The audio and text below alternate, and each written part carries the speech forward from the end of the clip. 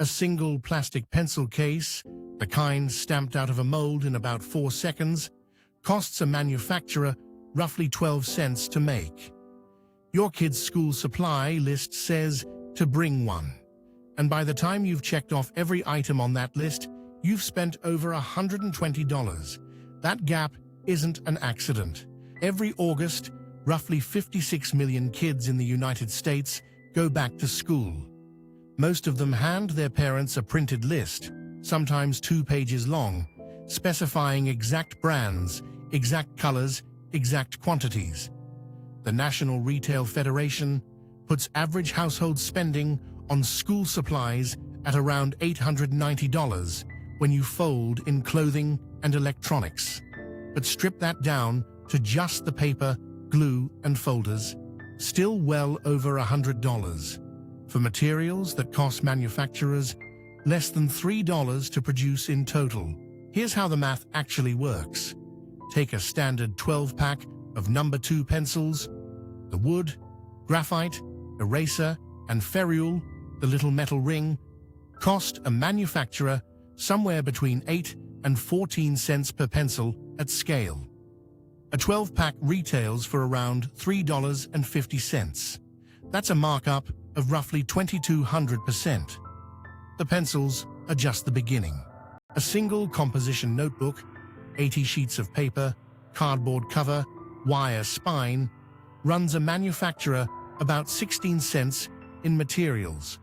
It retails for about $1.25 at the budget end, often closer to $2.50 at a regular drugstore. A box of 24 crayons costs a manufacturer somewhere around 18 cents in wax, pigment, and cardboard. Retail price, $2.99. The list usually asks for 2 boxes. Now multiply this across the full list. Glue sticks, 4 cents to manufacture, $1.19 to buy, and the list asks for 3. Pocket folders, 7 cents of polypropylene, 99 cents in the store. The list asks for 5, color-coded. A single dry erase marker costs about 9 cents to produce and sells for close to $1.50. The list asks for a set of 4. Every line item follows the same pattern. Pennies in, dollars out. And here's what they don't tell you. You are not just a customer in this transaction. You're a captive one. The list isn't a suggestion. It's a requirement, handed down with the implicit authority of the school itself.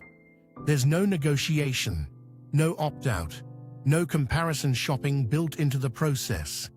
The list arrives, school starts in 3 weeks, and the clock is running. Follow the money, and you find the supply chain is designed around exactly that pressure. Retailers time their back-to-school sales to feel like deals, while the baseline prices are quietly inflated in July. A pack of folders that costs 69 cents in May gets a sales sticker showing it marked down from $1.49 in August. The sale price is still higher than the May price. The urgency of the season does the rest. Then there's the brand specification game. Some lists, and this is documented, not conspiracy, name specific brands by exact product line. Crayola crayons, 24 count. Classic colors isn't a generic description. It's a SKU. Store brand crayons made in the same factory, with the same wax formula, sit right next to them at half the price. The list rules them out. Teachers will sometimes say it's about consistency in the classroom. The crayon manufacturers' lobbying group calls it brand partnership with educational institutions. Same thing, different framing. That partnership has a paper trail. The school specialty market, the wholesale and retail pipeline that moves supplies from manufacturers into schools and homes, is a multi-billion-dollar industry. Companies like Dixon, Ticonderoga, Avery, and Fiskars don't just make products. They employ curriculum consultants and supply list advisors who work directly with school districts to shape what ends up on those lists. It's not bribery, it's just access. And access in this industry is worth hundreds of millions of dollars a year. The catch is that the cost lands hardest on the families least equipped to absorb it. The $120 list is the same list whether you're in a wealthy suburb or a low-income district. Federal free and reduced lunch programs cover meals. They don't cover glue sticks. A 2022 survey found that 1 in 3 low-income parents reported skipping or delaying medical expenses in August to cover back-to-school shopping, a pencil case, a pack of markers, versus a doctor's visit. And that's the point. When something carries the authority of a school, people find a way to pay it. Some districts have started pushing back. A handful of states now have laws limiting what schools can require families to purchase, or mandating that supply lists distinguish between required and requested. Texas passed legislation requiring public schools to provide basic supplies to students who can't afford them. But these are exceptions.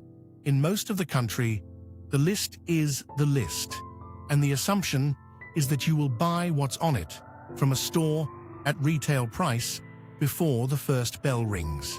Here's what the retailers would rather you didn't do. Dollar Tree carries a significant portion of a standard supply list: folders, composition books, pencils, erasers, rulers, at, in fact, $1 each. The quality difference versus name brand products on a second grader's desk is effectively zero. A composition notebook is a composition notebook. Lined paper doesn't have brand loyalty. Amazon's own brand school supplies, Amazon Basics pencils, folders, notebooks, are manufactured in the same facilities as many name brands, sometimes literally on the same production line, and sell for 40 to 60% less. Office supply stores mark up back-to-school items most aggressively in the first 2 weeks of August. Buying the same items in late September, when the season pressure evaporates, cuts the cost by 30 to 40% on average.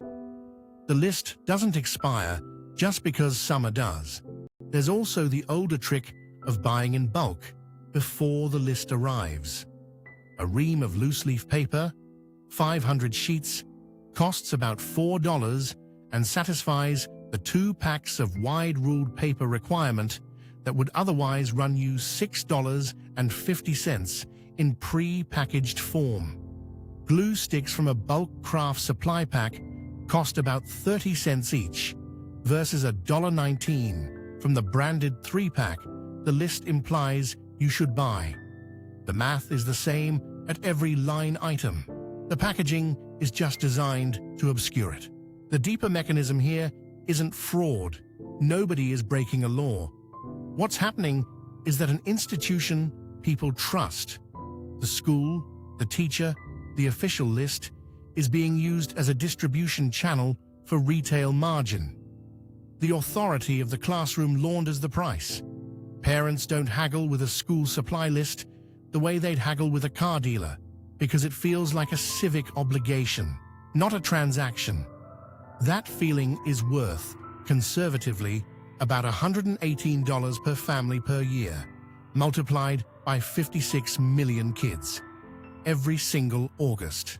The pencil case that costs 12 cents to make still works exactly the same as it did before you knew any of this. The list is still the list, but now you know what you're actually paying for. And it's not the plastic, it's the assumption that you won't look twice. Look twice.